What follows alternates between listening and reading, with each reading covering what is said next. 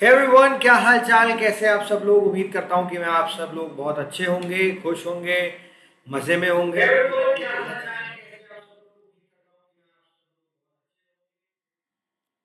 हाँ जी। आप लोगों को मेरी आवाज़ ठीक आ रही है? बस मुझे बता दो। Are you able to hear me up? Hmm. Good evening everyone, good evening guys.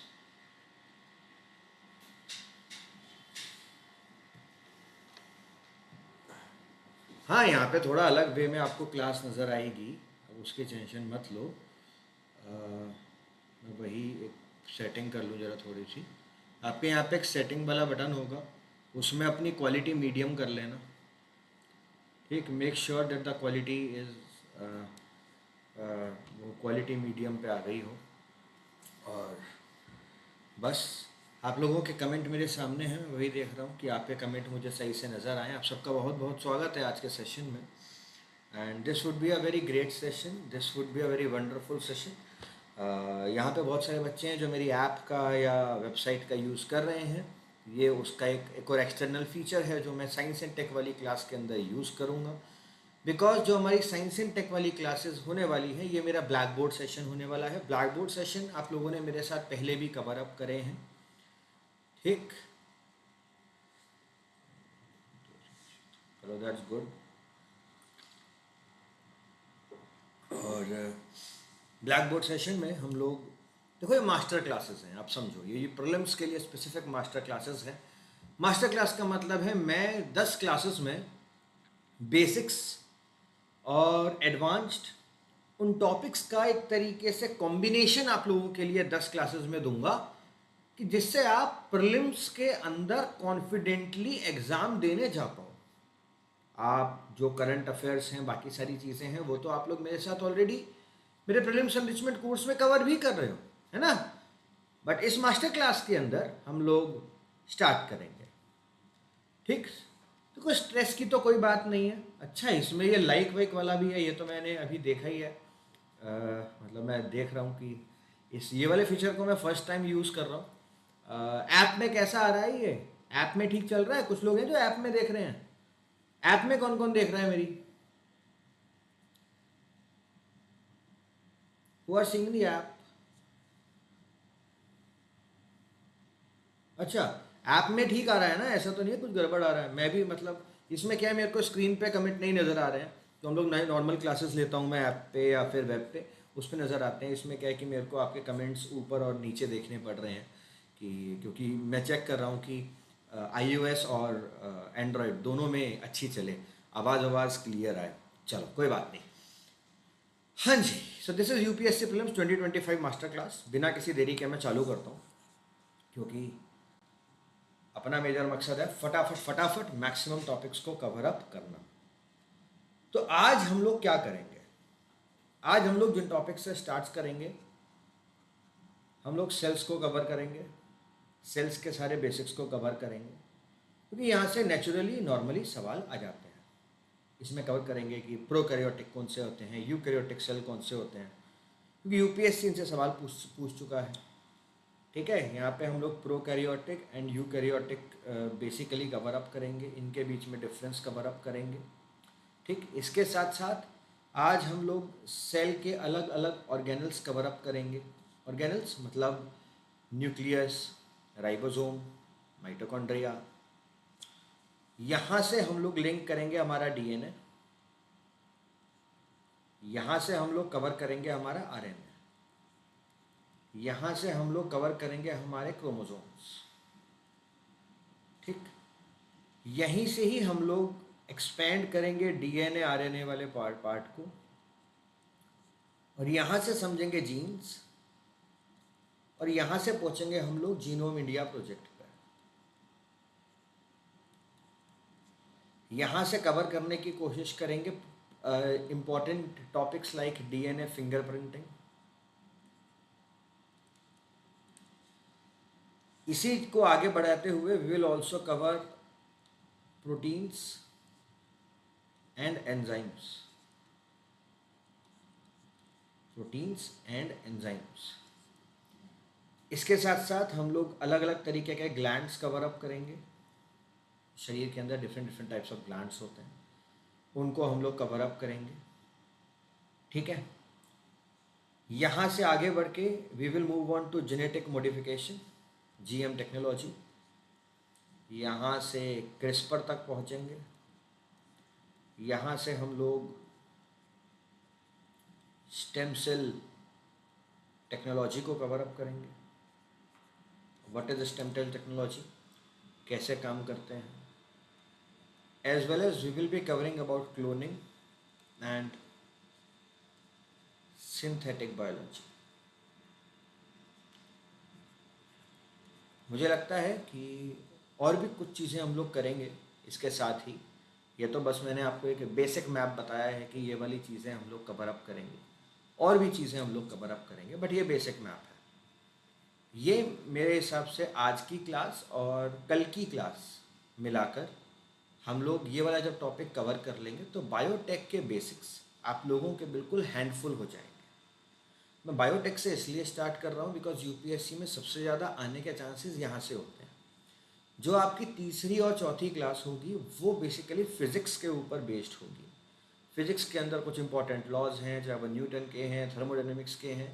मुझे लगता है being a UPSC aspirant, being a person जिसको साइंस एंड टेक्नोलॉजी आप लोग पढ़ रहे हो, आपको वो पता होने चाहिए। वहाँ से हम लोग कवर अप करेंगे things regarding the quantum things, है ना, फंडामेंटल नेचर ऑफ पार्टिकल्स, वो कवर अप करेंगे। उनमें हमारी 2 क्लासेस जाएंगी और एक क्लास केमिस्ट्री की एवरीडे लाइफ वाली लूँगा, है ना, केमिस्ट्री इन एवरीडे लाइफ। एक क्लास और होगी आपकी मेटल, नॉन मेटल, ये छोटी मोटी चीज़ें। तो मेजरली ये वाली क्लासेस जो होंगी उनमें कवर हो जाएगा।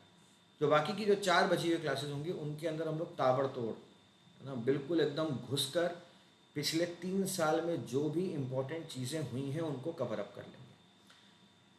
आप जो भी सोच रहे होगे कि मैं magazine science and tech cover कर लूँगा, ये कवर कर लूँगा, वो कवर कर लूँगा, मेरी ये 10 क्लासेस उन सबके ऊपर भारी रहेंगी, उन सबके ऊपर हावी रहेंगी। एक और चीज़, ये मेरी क्लासेस मेरी ऐप और वेब पे ही होंगी। तो आप या तो मेरी एप्लीकेशन डाउनलोड कर लो, या आप लोग जैसे अभी वेब पे जुड़े हो वैसे जुड़ जाओ। आगे आने वाले 2-3 दिनों में हम लोग हमारी वेबसाइट को रिवैम्प कर रहे हैं। वेबसाइट पे कुछ नई चीज़ें आएंगी, तो वहाँ से आप लोग काम कर सकते हो। अब ये जो मैं लिख रहा हूँ मैं इसको सेव करके रखूँगा, जिससे कि आप इसके बाद, वैसे मेरी राइटिंग कोई बहुत ज़्यादा माशाल्लाह नहीं है, ठीक है, बट फिर भी आप में से किसी को चाहिए होगा तो इसी कोर्स के अंदर आज की क्लास ख़त्म होने के बाद I would upload a PDF of all the pages जिनको मैं कवर अप करूँगा। तो रेडी हो? बता दो कि रेडी हो, फटाफट बता दो कि सर मैं रेडी हूँ। हम सब लोग रेडी हैं, बस आप चालू कर दो। Running notes and open your science and tech book. अरे रनिंग नोट्स बना लो, सुनने पे ध्यान दो। मैं हमेशा बोलता हूँ सुनने पे ध्यान दो।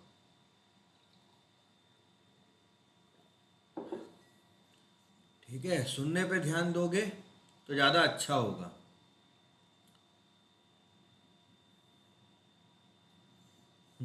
चलो गुड, बढ़िया। तो शुरू करते हैं हमारे आज के रेप्ट। साइंस एंड टेक्नोलॉजी का मैं आपका टेस्ट भी लूँगा, 2 टेस्ट लूँगा। 5 क्लास बाद एक टेस्ट होगा, फिर 5 क्लास बाद एक मेगा टेस्ट होगा। तो आप लोग टेस्ट भी इसी कोर्स के अंदर टेस्ट ले पाओगे। PDF कहाँ मिलेंगी? इसी कोर्स के अंदर क्लास ख़त्म होने के बाद शाम में, या एग्जैक्टली क्लास ख़त्म होने के बाद भी मैं आपके लिए डाल दूँगा।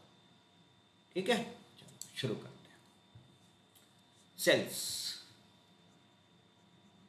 सेल्स क्या होते हैं भाई? सेल्स होते हैं basic building blocks.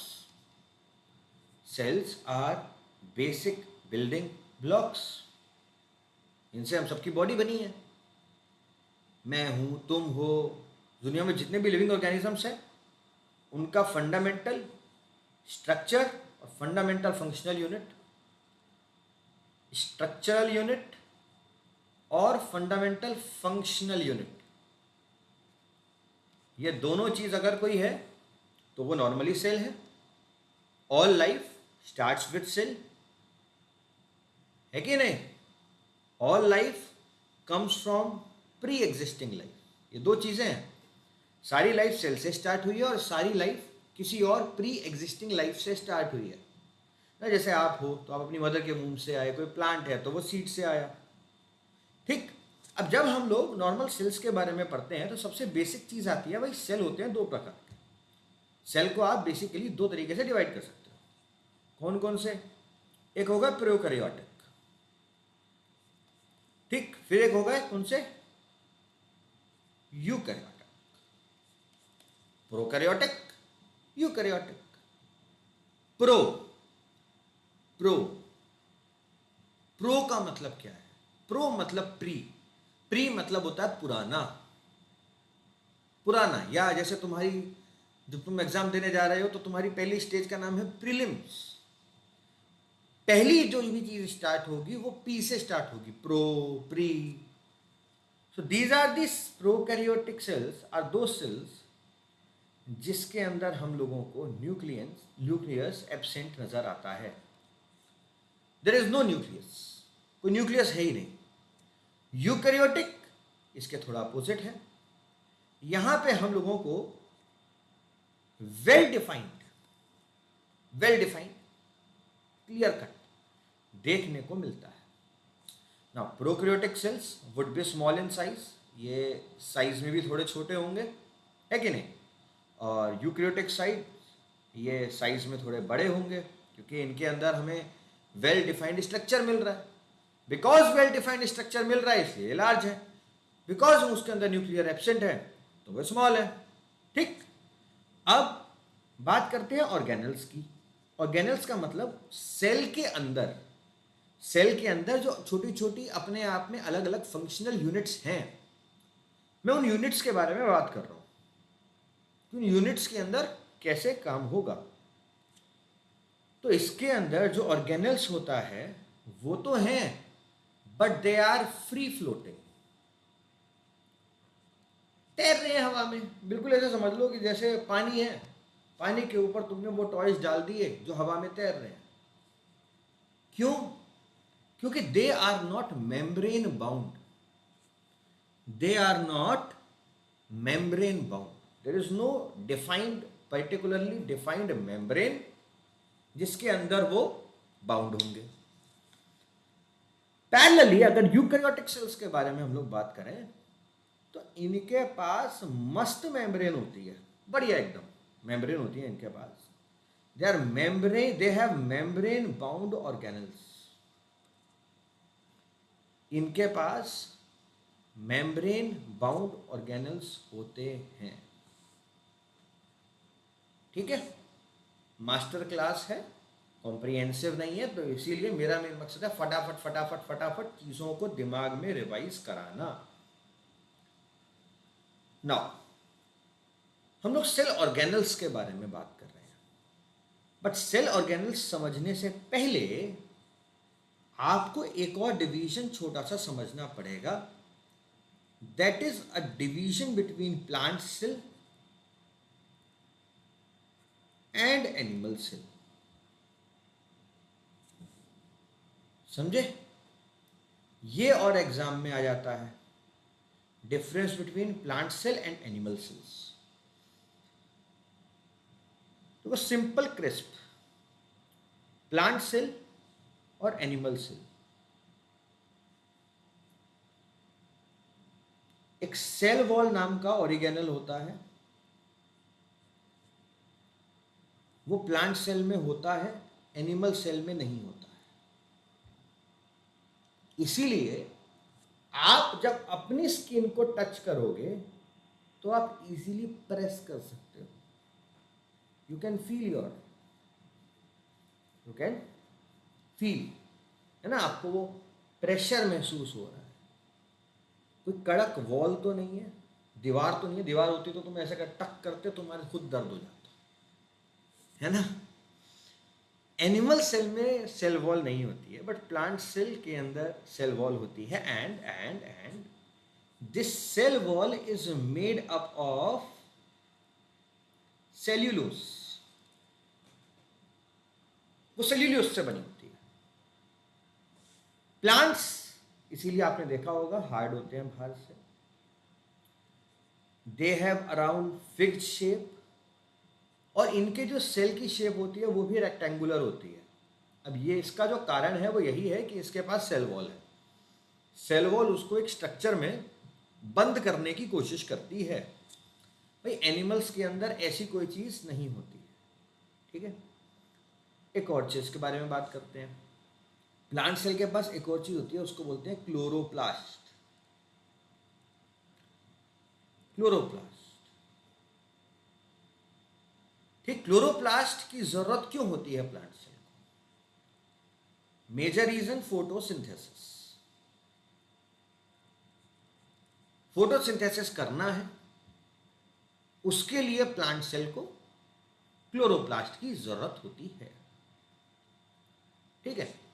Animal cell में ये भी एब्सेंट होता है, नॉट प्रेजेंट, ठीक। इसके अलावा अगर हम बात करें एनर्जी की, प्लांट सेल में energy is stored as starch, starch के रूप में एनर्जी स्टोर होती है प्लांट सेल में। एनिमल सेल में एनर्जी को हम लोग ग्लाइकोजन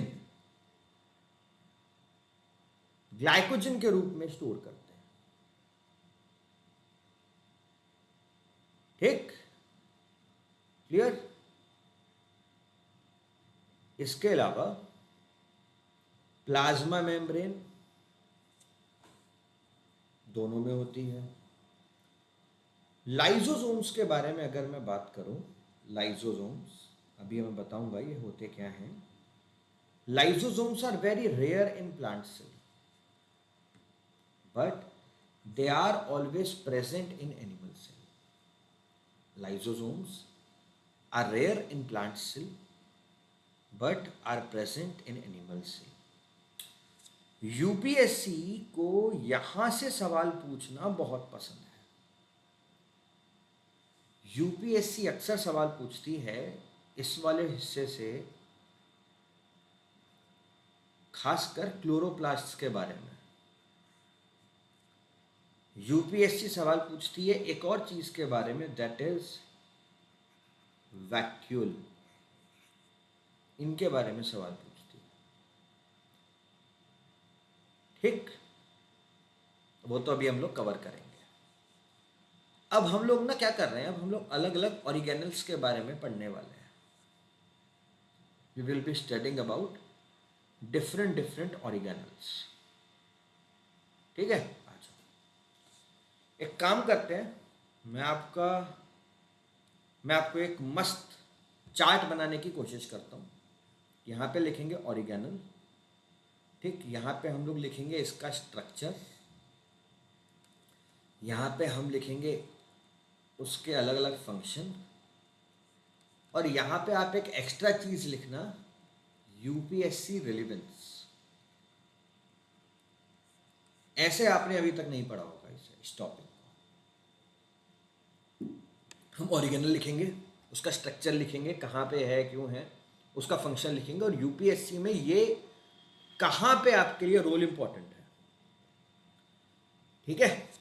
चलो फिर देखते हैं कौन कौन से ऑर्गेनल्स में आपके लिए इस वाले पेज पे कवर अप करेंगे। सबसे पहले कवर अप करेंगे न्यूक्लियस, फिर यहाँ पे कवर करेंगे माइटोकॉन्ड्रिया, फिर यहाँ पे कवर करेंगे राइबोसोम्स, फिर यहाँ पे कवर करेंगे RER, rough endoplasmic reticulum, and then we will cover SER, smooth endoplasmic reticulum. बाकी को अगले पेज पे कवर करेंगे, ठीक है। Nucleus is a double membrane structure। कैसा स्ट्रक्चर है? डबल मेम्ब्रेन स्ट्रक्चर, ठीक। बिल्कुल जो आपका सेल होगा उसके अंदर ऐसा डबल मेम्ब्रेन स्ट्रक्चर होगा। खास बात यह है कि इसी के अंदर वो चीज़ है जिसके बारे में आप रोज सुनते हो, डीएनए, डीएनए इसके अंदर है, ठीक है। फंक्शन के बारे में बात करें तो मेजर इसका फंक्शन है, it controls the whole cell activity. तो जो पूरा जो सेल जैसे काम कर रहा है उसकी पूरी एक्टिविटी को ये कंट्रोल कर रहा है, एज वेल एज सेल के अंदर जितना भी ट्रांसक्रिप्शन हो रहा है, जितना भी हमारे सेल के अंदर ट्रांसक्रिप्शन हो रहा है वो न्यूक्लियस के अंदर हो रहा है। ट्रांसक्रिप्शन का मतलब है चीज़ों को रिकॉर्ड करना, चीज़ों को रिकॉर्ड करना, चीज़ों को एनालाइज करना, सेव करना, वो सारा काम यहीं पे ही हो रहा है। यूपीएससी के लिए रेलिवेंस न्यूक्लियस का, you all understand about DNA fingerprinting, sequencing, genome editing, chromosomes, इन सब जगहों पर इस वाले ऑर्गेनेल का यूज है, ठीक है। न्यूक्लियस, ठीक, डबल मेम्ब्रेन स्ट्रक्चर और बाकी सारे काम करता है ये,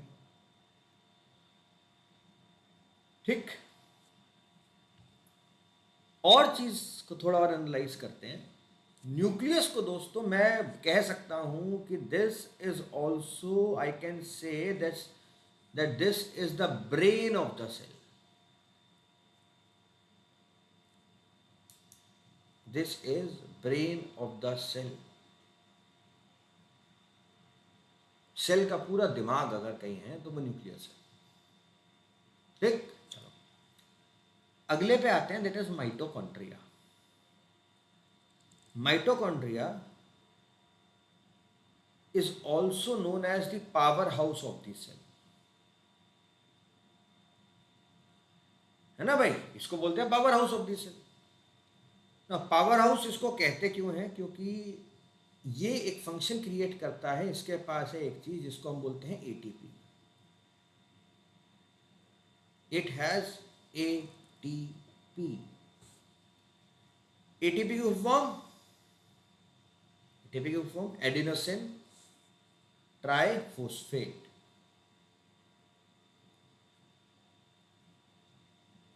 इसके पास ये होता है, इसके पास है adenosine triphosphate. This adenosine triphosphate is energy carrying molecules. क्या खास बात है? ये एनर्जी कैरी कर रहा है। जितने भी लिविंग ऑर्गेनिजम्स हैं सब में ये एनर्जी कैरी कर रहा है, ठीक। एक और चीज, इसका भी डबल मेम्ब्रेन स्ट्रक्चर है,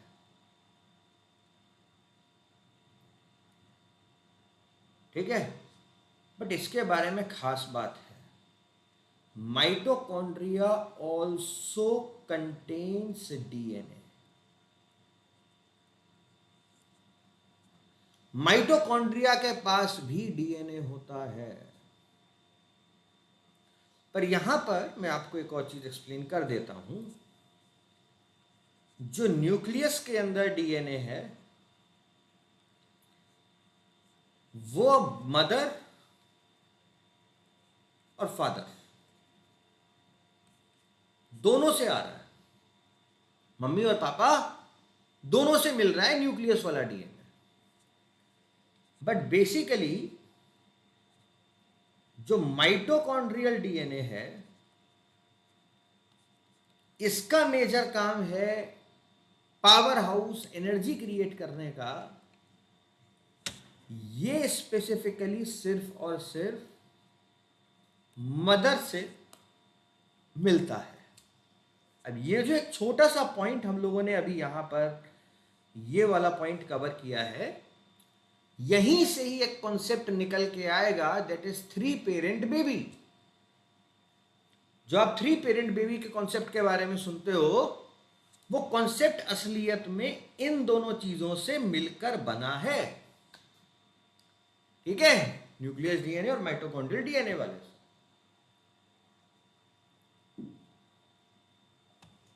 आ जाओ। यूपीएससी सवाल कहाँ से पूछेगी? इस यहाँ से माइटोकॉन्ड्रिया में आपको कहाँ का याद रखना है। एक तो आपको ये मैटरनल डीएनए याद रखना है इससे रिलेटेड, और बहुत सारी मेटाबॉलिक डिजीजेज हैं जो कि इस कारण से हो जाती हैं क्योंकि माइटोकॉन्ड्रियल डीएनए डैमेज हो जाता है। माइटोकॉन्ड्रियल डीएनए के डैमेज की वजह से हो जाती है। अच्छा, जो ये है अपना राइबोसोम, इसके स्ट्रक्चर के बारे में बात करूं तो देयर इज नो मेम्ब्रेन, इसके पास कोई मेम्ब्रेन नहीं है। ये आरएनए से बना है और अलग अलग टाइप के प्रोटीन स्ट्रक्चर से मिलकर बना है। इस ribosomes, it is made up of RNA and protein structures.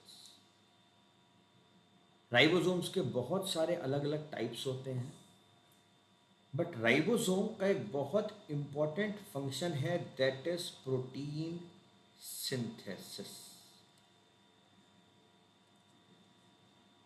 Ribosome का एक बहुत इंपॉर्टेंट फंक्शन है, दैट इज प्रोटीन सिंथेसिस।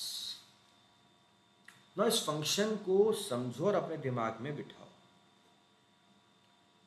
ठीक है ना। एक और चीज़, ये जो आरएनए मैंने आपको बताया कि ये आरएनए से बना है, तो जिस तरीके का आरएनए राइबोसोम में पाया जाता है उसको आरआरएनए भी कहते हैं। It is also known as ribosomal RNA, ठीक है। चलो, ये फ्री फ्लोट करता है, राइबोसोम फ्री फ्लोट करता है, ठीक है, फ्रीली घूमता है। ये प्रोटीन बना रहा है फॉर इंटरनल सेल यूज, ठीक।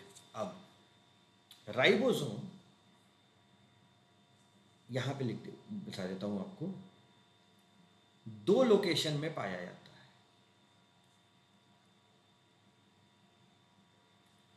सिर्फ और सिर्फ मैं राइबोसोम के बारे में बात कर रहा हूं। पहला, फ्री फ्लोटिंग, मतलब जो आपका पूरा सेल का साइटोप्लाज्म है, जिसके ऊपर बाकी सारे ऑर्गेनेल्स टिके हुए हैं, cytoplasm is jelly like structure in a cell, उसके ऊपर राइबोसोम फ्रीली घूम रहा है। जैसे मान लो स्विमिंग पूल के अंदर एक व्यक्ति तैरता रहता है, ये उस तरीके से घूम रहा है। तो अगर वो फ्री फ्लोटिंग है तो वो जो भी प्रोटीन बना रहा है वो डोमेस्टिक यूज के लिए बना रहा है, डोमेस्टिक यूज के लिए। दूसरा, अगर ये RER, rough endoplasmic reticulum, RER के साथ अटैच है, बेसिकली एंडोप्लाज्मिक रेटिकुलम रफ तभी हुआ, endoplasmic reticulum is rough because not because its nature, because R is for rough, R is for ribosome, R is for rough and R is for ribosome, ठीक है। जो R जो शब्द है वो यहां से आया है, जो RER के अंदर वो है, then it is making protein for export। वो प्रोटीन किसके लिए बना रहा है? एक्सपोर्टेशन के लिए बना रहा है। सिर्फ इतना ही नहीं, राइबोसोम जब प्रोटीन सिंथेसिस कर रहे हैं, किसी भी चीज के सिंथेसिस करने के लिए आप पहले रीड करोगे उस चीज को, तो जो भी मैसेज आ रहा है राइबोसोम उसको रीड भी करता है, उसको ट्रांसलेट भी करता है, एंड इट फॉर्म्स पॉलीपेप्टाइड।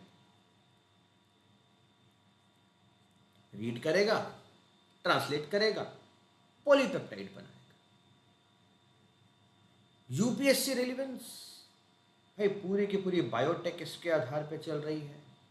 हम लोग बहुत सारी एंटीबायोटिक्स यूज़ करते हैं, माइटोकॉन्ड्रियल डीएनए, आरएनए, बहुत सारी चीज़ें। राइबोज आर प्रोटीन मेकर, ठीक, राइबोज आर प्रोटीन मेकर। वैसे ना राइबोसोम के दो और टाइप होते हैं, एक होता है 70S और एक होता है 80S।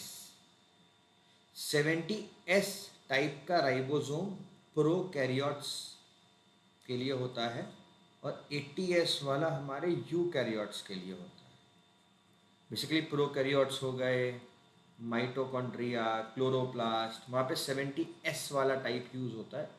और जो 80S वाला टाइप होता है राइबोसोम का, वहाँ हम लोग यूज़ करते हैं यूकैरियोट्स और साइटोप्लाज्म में।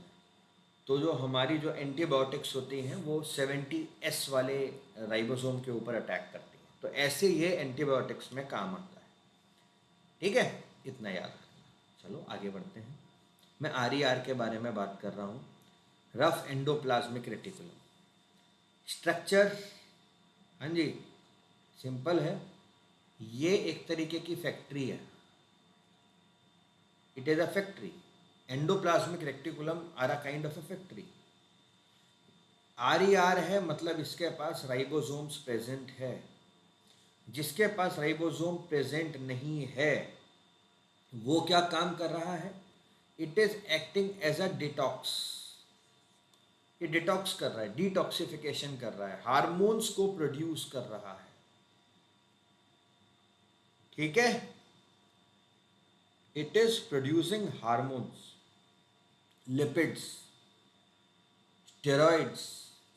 वो कौन कर रहा है? स्मूथ एंडोप्लाज्मिक रेटिकुलम कर रहा है। ठीक है, चलो अब अपने अगले ऑर्गेनल की तरफ आगे बढ़ते हैं ना। अपना अगला जो ऑर्गेनल है उसका नाम है Golgi apparatus. Basically these are flattened D6। इनको बोलते हैं दीज आर फ्लैटेंड D6। इनका काम होता है कि जब भाई प्रोटीन बन गया उसको पैकेज करो, या if you want to modify it, it can also modify it. तो इसका काम क्या होता है? इसका मेजर रोल कहाँ पर है? इसका मेजर रोल है प्रोटीन ट्रांसपोर्टेशन में। हम लोग जैसे वैक्सीन्स या बायोटेक ड्रग्स डिलीवरी वगैरह में यूज़ कर रहे हैं, तो हम लोग गोल्गी अपैरेटस को यूज़ कर रहे हैं। ठीक है, क्लियर? इसके बाद आते हैं lysosomes. These are membrane bound D6 with enzymes. इनको हम लोग, मतलब ये भी मेम्ब्रेन बाउंड स्ट्रक्चर है जिसका काम है digestion and waste removal. Cell के अंदर डाइजेशन का पार्ट और वेस्ट रिमूवल का पार्ट ये देख रहे हैं। ठीक है, चलो ना, एक और होते हैं, उनको हम लोग बोलते हैं vacuole. These are fluid fill sacs. Sacs का मतलब होता है बैग्स। ठीक है, SACS, सैक्स का मतलब होता है bags. I am talking about bags. ठीक ना, वैक्यूल्स का काम होता है स्टोरेज, वाटर, न्यूट्रिएंट, वेस्ट। तो वैक्यूल प्लांट्स को ज़्यादा बड़े चाहिए होते हैं, क्योंकि तुम तो पानी पी सकते हो जब तुम्हारा मन करे, पर तुम पौधों को पानी देना भूल जाते हो। इस कारण से प्लांट्स के पास जो वैक्यूल्स होते हैं वो बड़े होते हैं। वाटर रिटेंशन के लिए इनका इस्तेमाल किया जाता है। ठीक है, क्लियर? चलो, वैसे तो और भी होते हैं, बट जहां से सवाल बन सकते हैं और अभी तक जहां से सवाल बने हैं, सवाल बन सकते हैं और सवाल बने हैं, वो यही है। इन्हीं इलाकों से बनते हैं ना। इनके अलावा जैसे सवाल हो सकता है आपसे पूछ लिया जाए क्लोरोप्लास्ट से, there can be a question on chloroplast. Chloroplast के पास जो चीज होती है उसका नाम है क्लोरोफिल।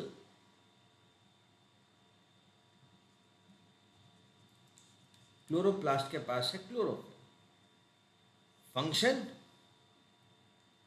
सनलाइट को ग्लूकोज में कन्वर्ट करना with the help of a process known as photosynthesis.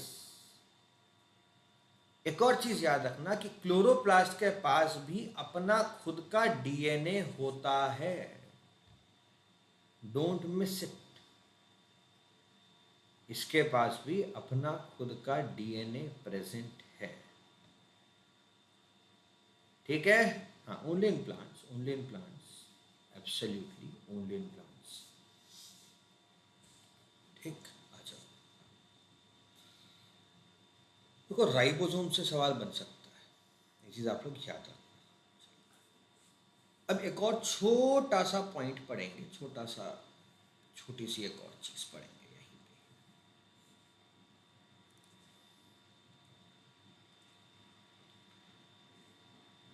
हम एक और टॉपिक यहां पे ले रहे हैं, that is known as cell division, ठीक है। सेल डिवीजन का इस्तेमाल क्लोनिंग में किया जाता है।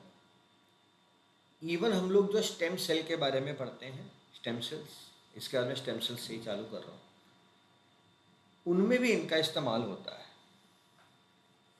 सेल डिवीजन होता है दो तरीके का। एक होता है जिसको हम बोलते हैं माइटोसिस, और एक होता है जिसको हम लोग बोलते हैं मियोसिस। माइटोसिस और मियोसिस। माइटोसिस के अंदर क्या हो रहा है, सेल डुप्लीकेट कर रहा है to form two daughter sales.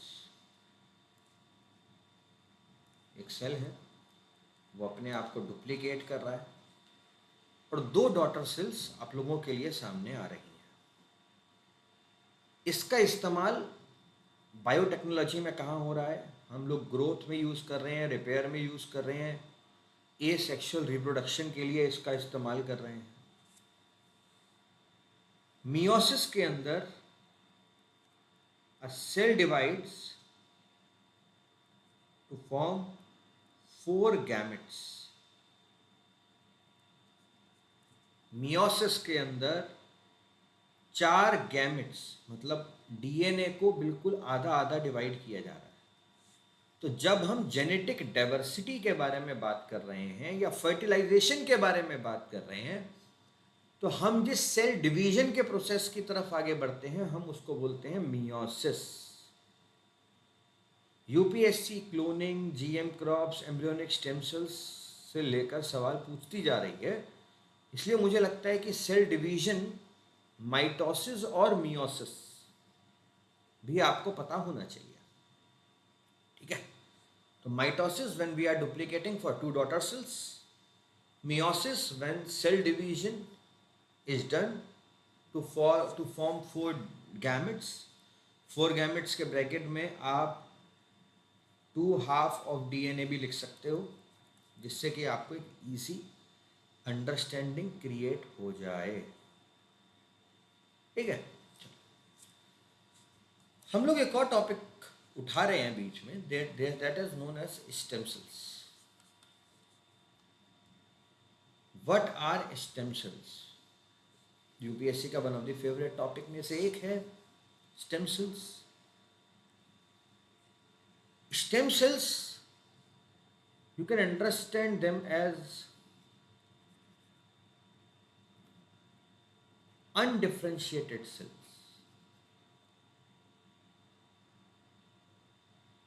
क्या है?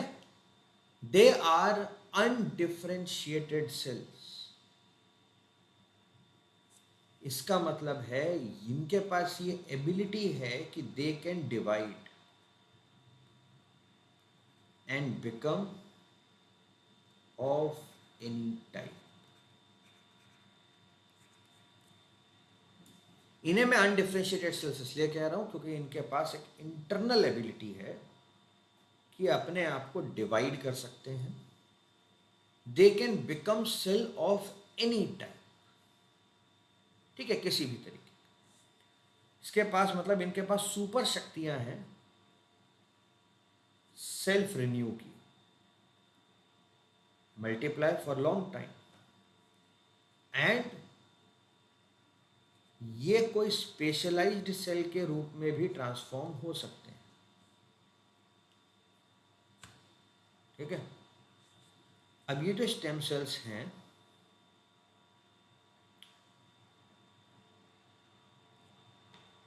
इनको चलो सबसे पहले ऐसे समझते हैं इनके टाइप्स के आधार पर कि किस तरीके का है। देखो, सबसे पहले आते हैं, इनको हम लोग बोलते हैं टोटीपोटेंट।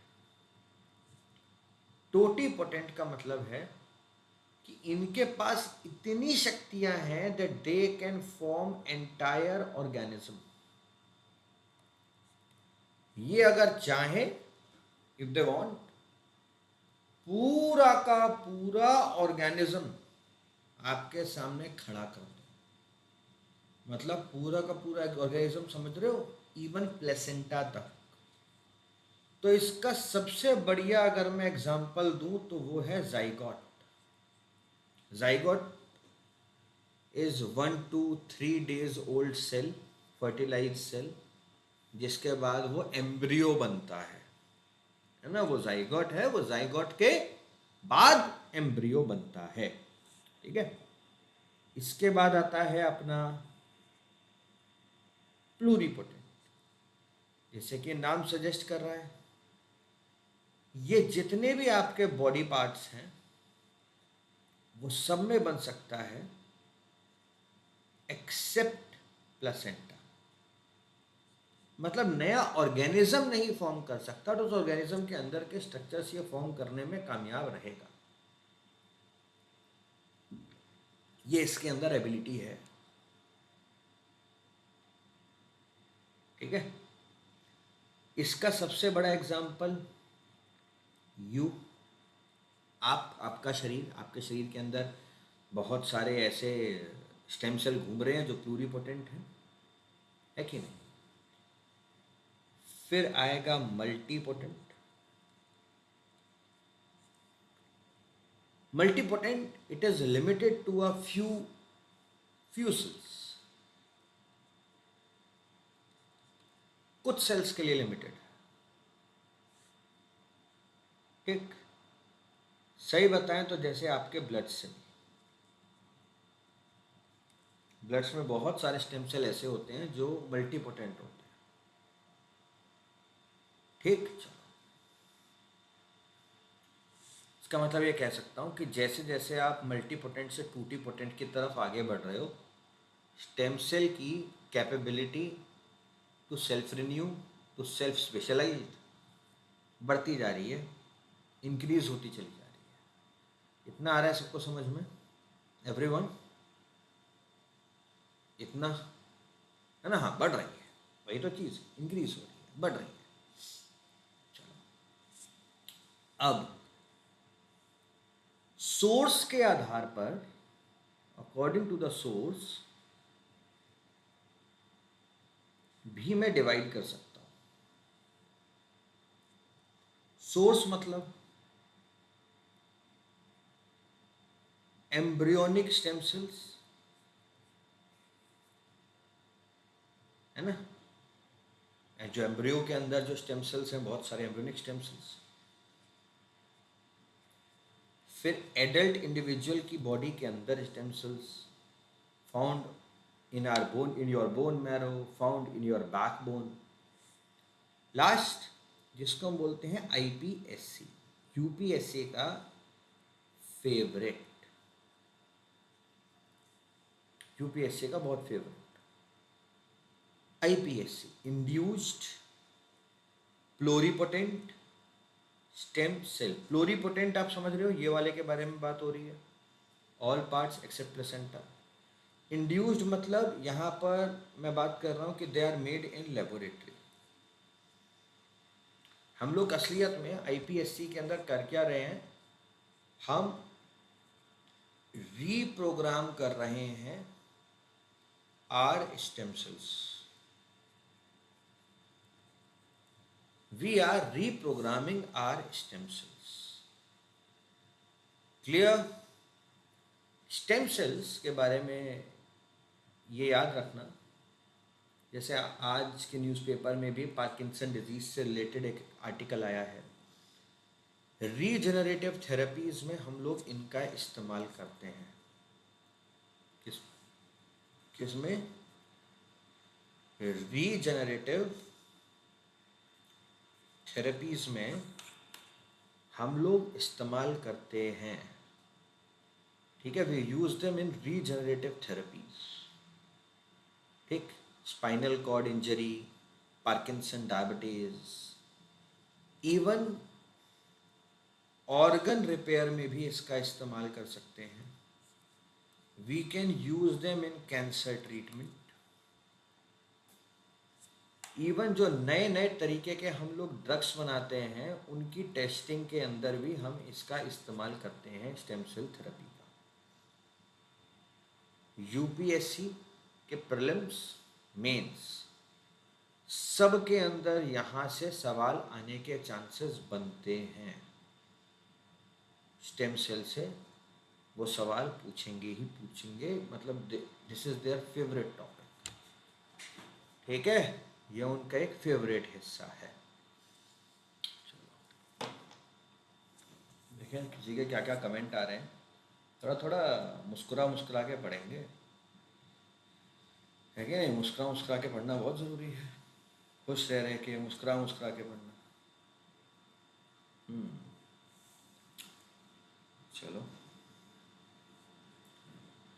स्टेम सेल थेरेपीज को आप और मैं न्यूज़पेपर में भी काफ़ी ज़्यादा सुनते रहते हैं, है ना, कि भाई आईपीएससी थेरेपी का हम लोग इस्तेमाल कर रहे हैं, इंड्यूस्ड प्लूरिपोटेंट स्टेम सेल्स का हम लोग यूज़ कर रहे हैं। और ये टॉपिक ना बड़ा ही पुराना टॉपिक है, बड़े लंबे समय से चलता आ रहा है टॉपिक। ठीक है, induced pluripotent stem cell iPSC. Clear? Anti aging के लिए भी यूज़ कर सकते हैं, खुशी के लिए भी यूज़ कर सकते हैं।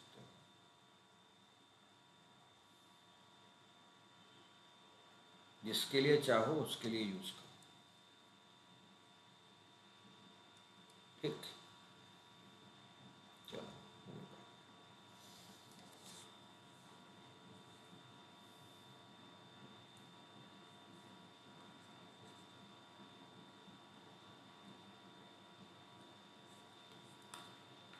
Moving on to another topic. Topics name is chromosomes. Interesting topic, UPSC का एक और मनपसंदीदा टॉपिक। इजीली समझने की कोशिश करो। They are thread like structure made up of DNA plus protein जिसका नाम है histone. Chromosomes are thread like structure made of DNA plus protein known as histones. What they do? They carry your genetic information. ठीक, अब देखो, अगर normally मैं structure के बारे में बात करूं तो कुछ ऐसे ऐसे दिखते हैं, बट ये आपस में ऐसे ही अटैच्ड होते हैं। जब इनको आप ध्यान से ओपन करके देखोगे तो आपको समझ में आएगा कि ये डीएनए से बने हुए हैं। एंड ये जो डीएनए है ये भी एक जैसे पतंग के साथ चरखड़ी होती है, उस चरखड़ी के ऊपर हम लोग मांझा लपेट के रखते हैं, ये भी एक मांझे की तरह जिससे आपस में उलझे ना, इस चरखड़ी के ऊपर लपेटे हुए होते हैं। और ये चरखड़ी का नाम ही यहाँ पर हम हिस्टोन कह रहे हैं। इस चरखड़ी को ही हम लोग हिस्टोन कह रहे हैं। तो chromosomes are thread like structure जो कि डीएनए से मिलकर बना हुआ है, कुछ नहीं है। डीएनए का समूह, डीएनए आपस में अटैच्ड है, उन्होंने एक स्ट्रक्चर बना लिया है और उनका स्ट्रक्चर आपस में उलझे ना तो वो एक प्रोटीन हिस्टोन के ऊपर भी लिपटा हुआ है ना, आपस में उलझेगा नहीं, इसलिए चरखड़ी के ऊपर लपेटा हुआ है। हम उसी चीज को कह रहे हैं क्रोमोसोम। इतना है समझ में सब बच्चों को?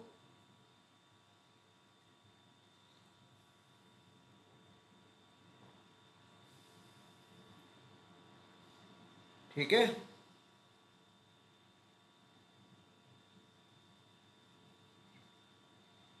Cool. Now humans have 46 chromosome, जिसका मतलब मैं कह सकता हूं कि ह्यूमंस के पास 23 पेयर ऑफ क्रोमोसोम्स होते हैं। एक और चीज, चिंपैंजी के पास 48 क्रोमोसोम होते हैं, फ्लाइज के पास बस 8 क्रोमोसोम होते हैं, राइस के पास 24 क्रोमोसोम्स होते हैं। और आपके लिए एक होमवर्क है कि there is a baobab tree, South Africa, इसके पास कितने क्रोमोसोम होते हैं मुझे फटाफट बताओ। जो बोआब ट्री होता है उसके पास कितने क्रोमोसोम्स होते हैं? Because this was an article in the Hindu that इसके पास मोर देन, हाँ बुआ बुआ बुआ बुआ, यस, 168 क्रोमोसोम देखने को मिलते हैं।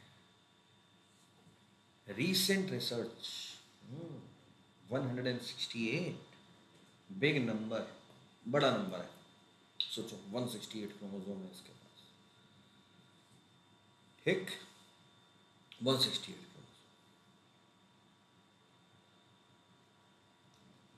ह्यूमंस हैव 23 पेयर, जिसमें से 22 पेयर को हम लोग ऑटोजोम्स कहते हैं और एक पेयर हो गया सेक्स क्रोमोसोम। सेक्स क्रोमोसोम मतलब सबने पढ़ा है आपने, एक्स एक्स या एक्स वाई ना। बेसिकली व्हेन मेल,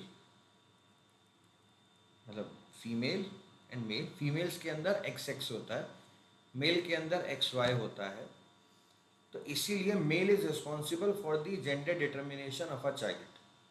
बच्चे का जेंडर क्या होगा वो इस चीज़ पे डिपेंड करता है कि मेल के एक्स वाई क्रोमोसोम में से एक्स मेट करता है कि वाई मेट करता है।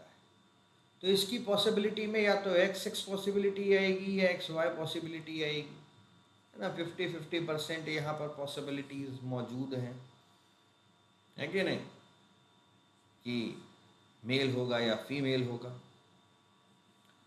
क्रोमोसोम्स को वैसे अलग अलग स्ट्रक्चर के रूप में भी डिवाइड कर सकते हो कि ये मेटासेंट्रिक हैं, टेलोसेंट्रिक हैं, but these are not important for you, ये आपके यूपीएससी के लिए ज़रूरी नहीं है। क्रोमोसोम्स का main function, they carry gene, inheritance, trait, ठीक। अब बहुत सारे जेनेटिक डिसऑर्डर्स के साथ क्रोमोसोम लिंक है, जैसे there is a syndrome known as Down syndrome. Now this Down syndrome is linked with a case known as trisomy 21, जो 21वें number का आपका क्रोमोसोम है ये उसके साथ लिंक है। ठीक है, क्लियर? चलो ठीक। वैसे टीलोमर्स वगैरह से रिलेटेड भी आपके सवाल पूछा जा सकता है। व्हाट आर टीलोमर्स, तो आपको पता होना चाहिए। Telomeres non coding repetitive DNA sequence at the end of chromosome. जैसे क्रोमोसोम है, क्रोमोसोम का जो एंड है, कोई एंड होगा ना, कोई आखिरी वाला होगा, the end of a chromosome.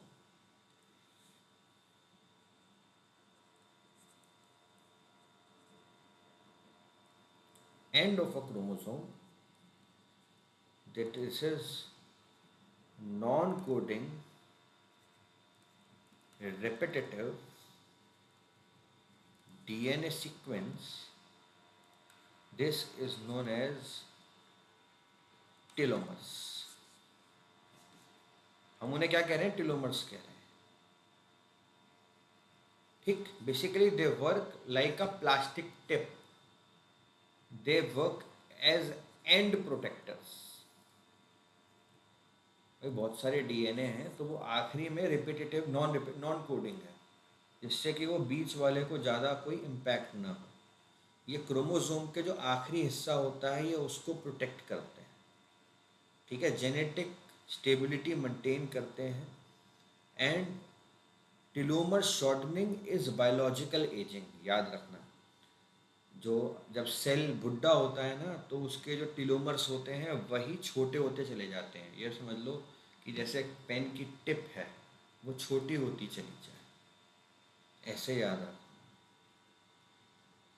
ठीक ठीक, जब भी एक सेल डिवाइड करता है, ये जो टीलोमर्स होते हैं ये शॉर्टन होने लगते हैं, छोटे होने लगते हैं। एक सेल डिवाइड हुआ तो वो क्रोमोसोम का डीएनए वगैरह भी अपने आप ऐसे डिवाइड होगा ना, दो में डिवाइड होगा, तो ये टीलोमर्स छोटे होने लगते हैं। ठीक है, तो ऐसे ही एक सेल की जो उम्र है वो धीरे धीरे कम होने लगती है। बेसिकली आफ्टर लगभग according to the research 50 division बाद सेल अपने आप को डिवाइड करना बंद कर देता है, बिकॉज जो टीलोमर्स हैं वो ना के बराबर बच जाते हैं। टीलोमर बच ही नहीं पाता है, टीलोमर ना के बराबर बच जाता है। This is the reason. और ये जो 50 डिवीजन के बाद सेल अपने आप को डिवाइड करने से रोक देता है, this is known as Hayflick limit. इसे ही हम एक टर्म के नाम से जानते हैं, known as Hayflick limit. Clear?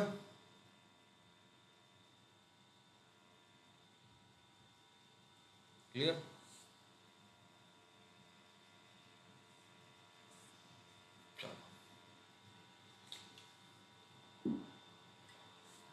बात बताओ, क्लास सही चल रही है? कोई वेब में वगैरह में दिक्कत तो नहीं आ रही है आप लोगों को?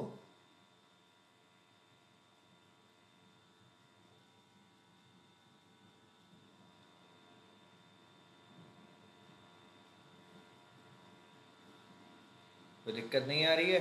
बढ़िया चल रही है, चलो बहुत अच्छा। ये ब्लैक बोर्ड सेशंस, ये वाले जो सेशंस हैं, इसी तरीके के सेशंस आपके इंक्रीज़ होने लगेंगे। मैं सोच रहा हूँ जो मैं आपको एथिक्स की क्लास दूंगा ना, एथिक्स का मॉड्यूल अभी लॉन्च होगा आपका। बेसिकली हम ना एक ही कोर्स में मैं जितनी तरीके से चाहूँ उतनी तरीके से क्लास ले सकता हूँ। जैसे आप में से अगर कोई बच्चे मेरे डीएनए प्लस का पार्ट नहीं है ना, तो आज उनके अंदर बच्चों की बैठक है रात को 10 बजे। उसके अंदर उन बच्चों के सारे डाउट्स रिजॉल्व किए जाएंगे, उनको स्ट्रेटजी बताई जाएंगी, है ना। वो स्पेसिफिकली मेरे डीएनए प्लस वाले बच्चों के लिए है। ठीक, बाकी अभी जब न्यू वेबसाइट पे डिज़ाइनिंग चल रही है वो आपको बहुत मदद करेगी। ठीक है, चलो चलो चलो चलो। डीएनए, अपने अगले टॉपिक की तरफ आगे बढ़ते हैं, दैट इज डीएनए।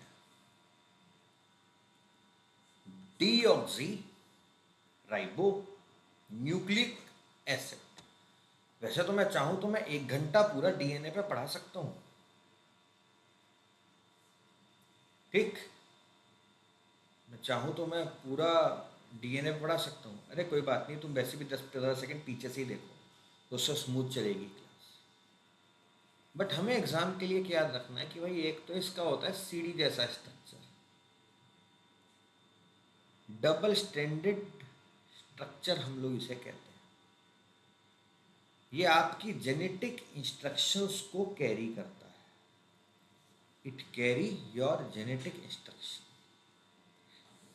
अब डीएनए के अंदर एक खास चीज होती है, कुछ चीजें आपको याद रखनी है।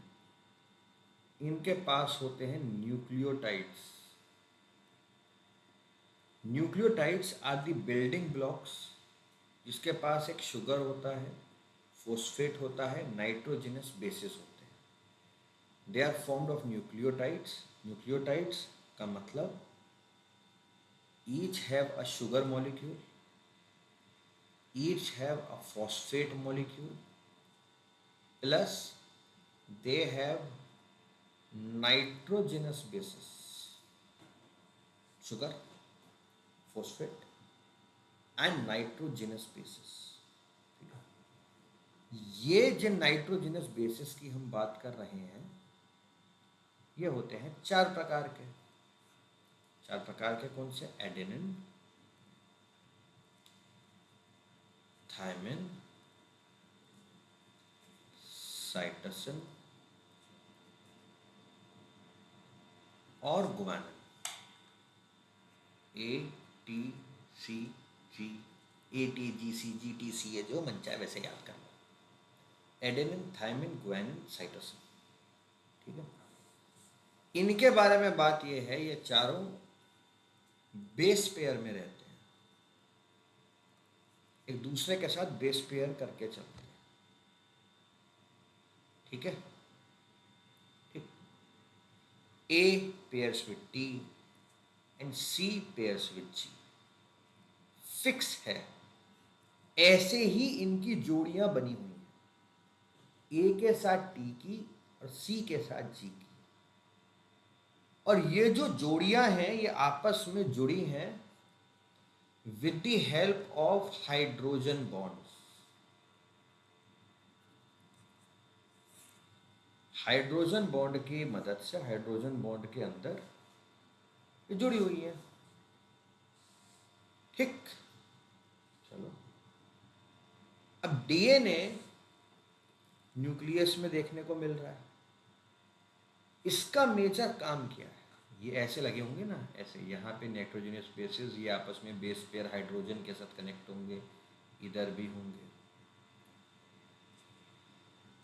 ये सारे काम करती हैं जो कि आप इमेजिन करते हो ना, आपकी जेनेटिक एबिलिटी को यही कैरी करते हैं।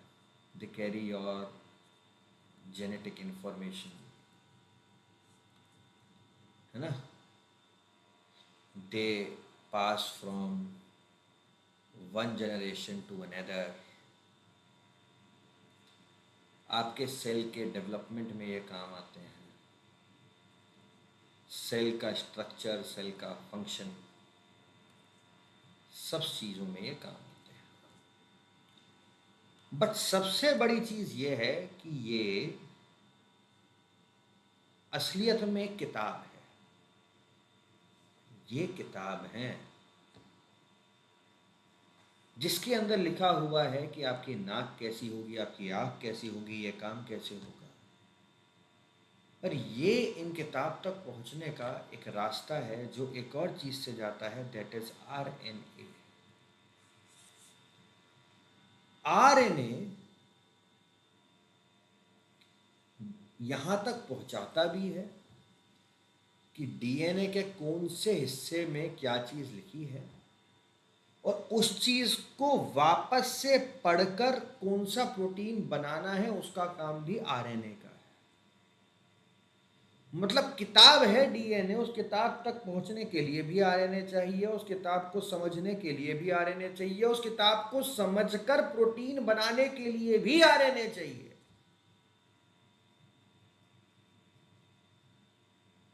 समझ में आया? समझ में आया? आरएनए राइबोस न्यूक्लिक एसिड, ये डीऑक्सीराइबो न्यूक्लिक एसिड। आरएनए कुछ ऐसा दिखता है, सिंगल स्ट्रैंडेड स्ट्रक्चर, सिंगल। ये भी इन्हीं सब चीजों से ही बना है, नाइट्रोजनस बेसिस। बट इसके पास एडेनिन है, इसके पास साइटोसिन है, इसके पास भी गुआनिन है, बट इसके पास थायमीन नहीं है, उसकी जगह इसके पास है यूरासिल। तो अगर डीएनए आपके लिए ब्लूप्रिंट है, DNA is kind of a blueprint, then RNA is the coder, iRNA is decoder, RNA is doing synthesis.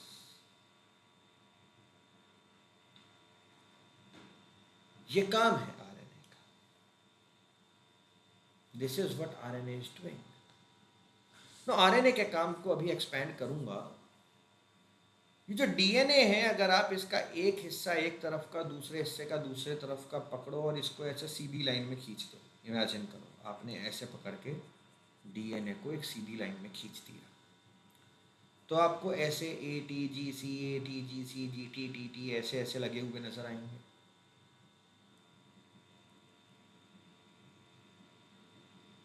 ऐसे ऐसे लगे होंगे। अब इनको आपने देखा कि भाई ये वाला जो हिस्सा है ये नाक बनाने के लिए है, ये वाला लिप्स बनाने के लिए है, ये आईज के लिए है, ये हार्ट के लिए है, ऐसे करके कुछ ना कुछ डिफाइंड होगा। खास बात यह है कि डीएनए के एक हिस्से और दूसरे हिस्से की जब हम ये पढ़ते हैं कि भाई ये ATGC किस तरीके से अरेंज है, उसी को ही हम लोग बोलते हैं डीएनए सीक्वेंसिंग। और इस डीएनए सीक्वेंसिंग को समझने को ही डीएनए फिंगरप्रिंटिंग कहते हैं। डीएनए सीक्वेंसिंग इज नथिंग, इस डीएनए के ऊपर जो ATGC किस तरीके से, किस प्रकार से लगे हुए हैं, किस प्रकार से दे आर अरेंज्ड, हम उन चीज़ों को समझें। ठीक है। खास बात है कि this is a palindrome structure है।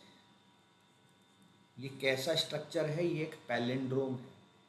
पैलिंड्रोम का मतलब होता है कि चाहे तुम इसे इधर से पढ़ो या इसको इधर से पढ़ो, it is one and the same.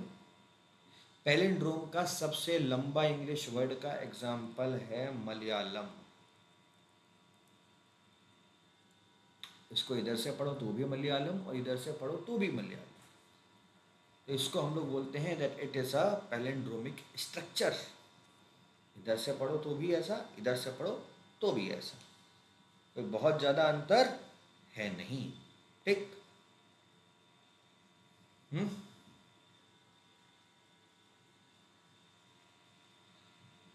तो डीएनए सीक्वेंसिंग आपको समझ में आ गई, डीएनए फिंगरप्रिंटिंग समझ में आ गई।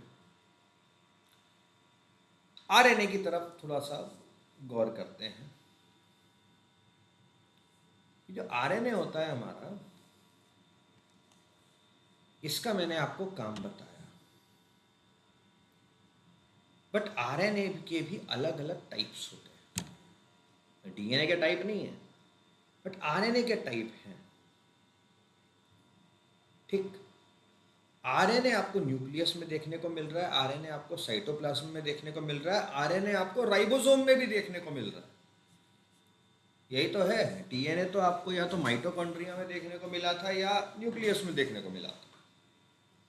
But when you talk about RNA, वो आपको हर जगह देखने को मिल रहा है। आरएनए के मैं आपको टाइप शॉर्ट में बता रहा हूं। एमआरएनए, tRNA, rRNA, snRNA और siRNA। मेजरली आपको बस यही समझना है आपके एग्जाम के लिए। M, the word M is for messenger. इसका मतलब इसका काम है जेनेटिक कोड को डीएनए तक पहुंचाना। नाक ढूंढ रहे हो, नाक कौन से हिस्से से बढ़नी है, वो आरएनए में समझना है। आरएनए बता रहे हैं, इंडेक्स है। आरएनए उस किताब का इंडेक्स है कि हाँ भाई इस पेज नंबर पे पहुंच जाओ, यहाँ पर आपको मिल जाए। ब्लूप्रिंट यहाँ पर आपको मिलेगा, है ना। It acts like a blueprint of protein. tRNA is, the word is for transfer. इसका मेजर काम है कुछ स्पेसिफिक एमिनो एसिड्स को लेकर आना राइबोसोम के अंदर। जब राइबोसोम के अंदर सिंथेसिस वाला काम चल रहा है, ट्रांसपोर्टेशन, राइबोसोमल आरएनए का काम है R for ribosome, R for, आप याद रखना, कॉम्बिनेशन, अलग अलग प्रोटीन्स को आपस में कंबाइन कर। snRNA is small nuclear RNA. ठीक, ये स्प्लिटिंग में काम आता है ना।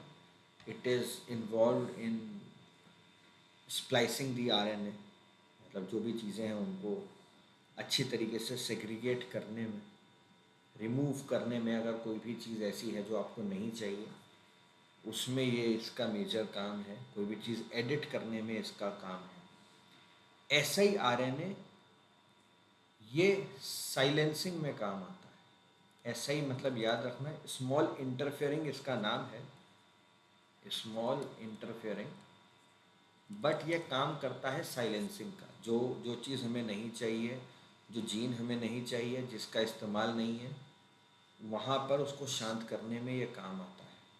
ठीक है, siRNA। तो जब हम लोग एक प्रोसेस करते हैं नोन एज जीन साइलेंसिंग, उसमें हम लोग siRNA और मैसेंजर आरएनए, इन दोनों को यूज़ करते हैं। ठीक, एनसीईआरटी के अंदर एक सवाल है कि कौन कौन सा आरएनए प्रोटीन सिंथेसिस में काम आता है। तो याद रखना, टीआरएनए और आरएनए, ये दोनों मिलकर प्रोटीन सिंथेसिस कर रहे हैं। टीआरएनए स्पेसिफिक एमिनो एसिड्स लेकर आया राइबोसोम में, और आरआरएनए ने उनको आपस में कनेक्ट कर दिया। ठीक है, उनको आपस में जोड़ दिया। ठीक, तो आपने डीएनए भी समझ लिया, आपने आरएनए भी समझ लिया। आज इतना ही करेंगे। आज पहली क्लास है मास्टर क्लास की। चिल रहो, धीरे धीरे करते रहो। मैं हमेशा बिलीव करता हूँ लिमिटेड मैक्सिमम रिजल्ट। हम रिवीजन स्ट्रेटेजी की तरफ आगे बढ़ रहे हैं। आज आपने बहुत सारी चीज़ें करी हैं, उसको रिवाइज करो और अच्छे से पढ़ो। कूल, मज़ा आया? मज़ा आया तो आप अपने दोस्तों को बताओगे। इतना तो काम आपको करना पड़ेगा। ठीक है, और बस मेरे से जुड़े रहना। खुश रहो। Bye bye, tata, see you.